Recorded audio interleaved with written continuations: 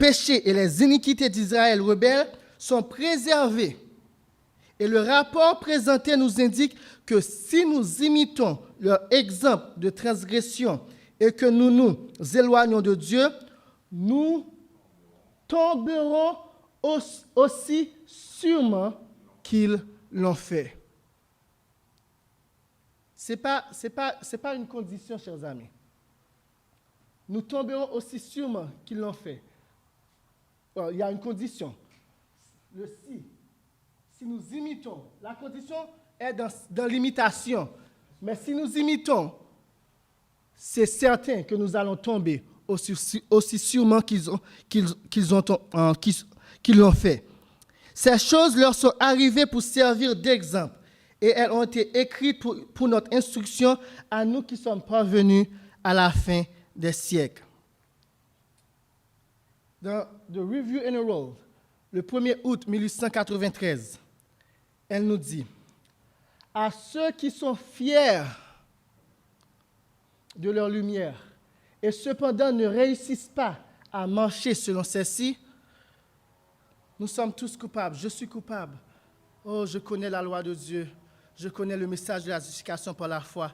Mais est-ce que je marche de la lumière que j'ai reçue? Le Christ dit, c'est pourquoi je vous le dis, si les miracles qui ont été faits au milieu de vous avaient été faits dans Tyr et dans Sidon, il y a longtemps qu'elle se serait repentie en prenant le sac et la cendre. C'est pourquoi je vous le dis au jour du jugement, Tyr et Sidon seront traités moins rigoureusement que vous. Et toi, Capernaum, les parenthèses, ce ne sont pas mes notes, ce sont les notes de Ellen White. Allez dans l'original, vous allez voir. C'est là. Elle dit, et toi, Capernaum, et elle met dans les parenthèses, les adventistes du 7e jour qui ont reçu une grande lumière. Seras-tu élevé jusqu'au ciel en ce qui concerne les privilèges? Non. Tu seras abaissé jusqu'au séjour des morts. Dans l'anglais, elle dit to hell, ce qu'on appelle l'enfer. Car si les miracles qui ont été faits au milieu de toi avaient été faits dans Sodome, elles subsisteraient encore aujourd'hui. C'est pourquoi je vous le dis, le pays de Sodome sera traité moins rigoureusement que toi. C'est qui toi ici? Toi, Capernaum, les adventistes du 7e jour qui ont reçu une grande lumière. Dans Testimonies for the Church, volume 8, page 67, paragraphe 2, elle dit « Jérusalem est une représentation de ce que sera l'Église, si quoi? Si elle refuse de marcher de la lumière que Dieu a donnée. » Chers amis, la désobéissance a des conséquences. On ne peut pas juste dire « Oh, on est le peuple de Dieu. Quel que soit ce que l'on fait, on va être sauvé. » J'appelle ceci le syndrome du temple. Vous vous rappelez du temps de Jérémie, lorsque Jérémie annonçait la destruction de Jérusalem? Qu'est-ce qu'il disait? C'est ici le temple de l'Éternel, le temple de l'Éternel.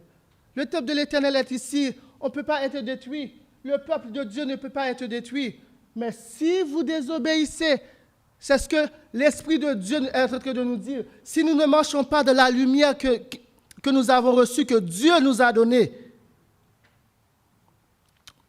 nous serons comme Jérusalem. Jérusalem a été favorisée par Dieu en tant que dépositaire des oracles sacrés. C'est maintenant que ça me monte à l'esprit, mais je n'ai pas la citation. Mais peut-être certains d'entre vous connaissent cette citation que l'Église adventiste du 7e jour a reçu des lumières spéciales pour pouvoir annoncer au monde le message des 3 anges. Nous avons été les dépositaires des oracles sacrés de Dieu pour les temps de la fin. Mais son peuple a perverti la vérité. Nous avons vu ça hier, chers amis, avec Pasteur Bolot, et méprisé toutes les supplications et tous les avertissements. Ils n'ont pas voulu respecter ses conseils. Comment la nation juive est-elle tombée? On a juste vu qu'elle est tombée, mais comment elle est tombée dans l'idolâtrie et l'apostasie? Cette question devient alors vitale si on ne veut pas répéter la même histoire qu'eux, ou si malgré que l'Église d'aujourd'hui répète la même histoire que le peuple d'Israël ancien, nous puissions faire partie de ceux qui refusent de s'agenouiller devant Baal et ses faux prophètes. Dans 1 Roi 3, verset 1er, nous lisons « Salomon s'allia par mariage avec Pharaon, roi d'Égypte. Il prit pour femme la fille de Pharaon, et il l'amena dans la ville de David jusqu'à ce qu'il eût achevé de bâtir sa maison, la maison de l'Éternel et le mur d'enceinte de Jérusalem. » Dans 1 Roi 11, verset 1er et 2, nous lisons « Le roi Salomon aima beaucoup de femmes étrangères. » Et prophétiquement parlant, lorsque nous parlons de femmes, nous parlons d'églises. Et femmes étrangères, c'est les églises apostates. Voilà l'Israël. Le représentant d'Israël, de l'ancien Israël, s'associer, s'allia par mariage, faire alliance, ce que Dieu avait interdit, s'allia par mariage avec des femmes étrangères. Ce n'était pas seulement la fille de Pharaon.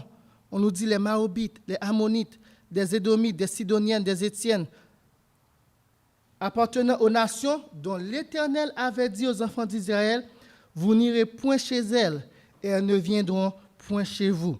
Elles tourneraient certainement vos cœurs du côté de leur Dieu. » Ce fut à ces nations que s'attacha Salomon, entraîné par l'amour. Dans Prophète et Roi, la servante du Seigneur nous donne quelques insights, comme on dit en anglais. À vue humaine, ce mariage, bien que contraire aux enseignements de la loi divine, semblait être une bénédiction. Vous voyez, lorsqu'on s'allie dans l'œcuménisme d'aujourd'hui et on s'allie avec le monde, ça semble être une bénédiction. Hein? On peut avoir des hôpitaux, on peut avoir des écoles, des universités, on est reconnu, on nous appelle des docteurs, nous sommes plus reconnus comme des sectes, comme une secte, mais nous sommes reconnus comme des chrétiens, comme tous les autres chrétiens. Ça semble être bénéfique, ça semble être une bénédiction à vue humaine.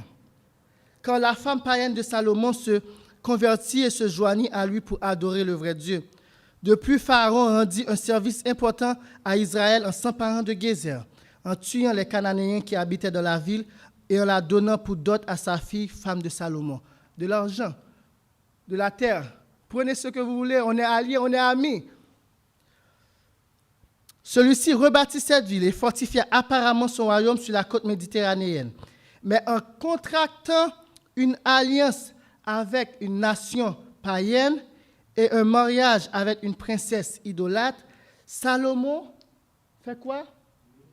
Mais Salomon méprisa imprudemment les sages conseils de Dieu pour maintenir la pureté de son peuple. À vue humaine, c'était une bénédiction, mais spirituellement parlant, le peuple d'Israël a perdu sa pureté.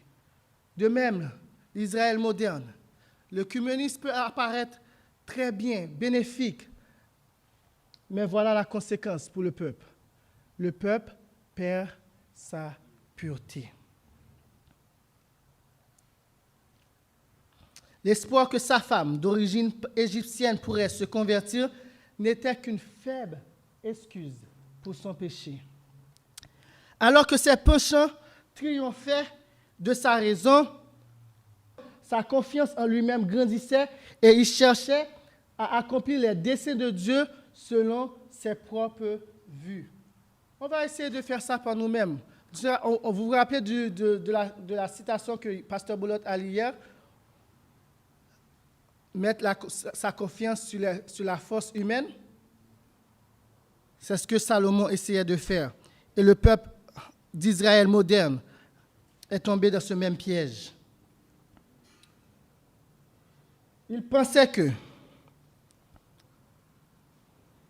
Il Il pensait que par des traités politiques et commerciaux avec les pays voisins, il ferait connaître à ceux-ci le vrai Dieu. Il contracta donc des alliances avec plusieurs nations. Ces alliances étaient souvent scellées par des mariages avec des princesses païennes. Il ne tenait aucun compte des commandements divins relatifs aux coutumes des peuples étrangers. Dieu lui avait dit au peuple d'Israël de ne pas s'allier avec ces nations-là. Salomon se flattait de pouvoir, par sa sagesse et son exemple, de dire, j'ai un PhD, je suis un docteur en théologie, je peux leur communiquer, je peux avoir une discussion avec eux, je peux les convaincre, se confier sur la sagesse humaine, détourner ces femmes de l'idolâtrie et les amener au culte du Très-Haut. Il pensait aussi que les alliances contractées avec les pays voisins rapprocheraient ceux-ci d'Israël. Le monde n'a jamais aimé le peuple de Dieu. Mais quel vain espoir! L'erreur commise par Salomon, en se jugeant assez fort pour résister aux influences païennes de ses alliés, lui fut fatale. Fatale aussi l'illusion lui faisant croire que les étrangers révéreraient les préceptes sacrés et les suivraient alors qu'il les méprisait lui-même. On pense qu'on va s'allier avec eux. Ils vont venir obéir les commandements de Dieu. Ils vont venir adorer avec nous le vrai Dieu. Ils vont venir respecter le sabbat du 7e jour. Mais c'est une, comment elle l'appelle? Illusion. Les étrangers ne vont jamais faire cela. Eux vont nous attirer vers leur idolâtrie.